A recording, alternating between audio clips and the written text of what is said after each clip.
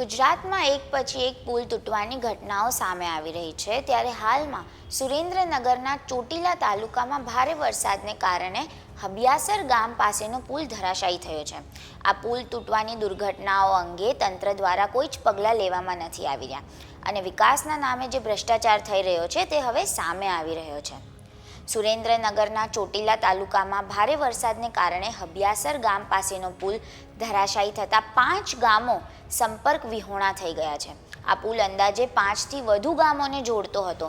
પુલનો ભાગ ધોવાઈ જતા ગ્રામજનોને હાલાકી ઊભી થઈ છે, જેના કારણે તેમની રોજિંદી જીવનશૈલી પર અસર થઈ છે. તંત્રએ પુલ પરથી વાહનોની અવરજવર બંધ કરી દીધી છે. જોકે સદનસીબે પુલ ધરાશાયી થતી વખતે ત્યાં કોઈ વાહન પસાર થઈ રહ્યું ન હોવાને કારણે મોટી દુર્ઘટના ટળી ગઈ હતી. પરંતુ તંત્ર અને સ્થાનિક લોકો માટે આ ઘટનાની ગંભીરતા અને જરૂરી સુધારા માટે ત્વરિત પગલાં લેવાની આવશ્યકતા છે. આ ભ્રષ્ટાચારી તંત્ર કેટલા પુલ ધરાશાયી થયા બાદ જાગશે તે હવે જોવાનું રહ્યું.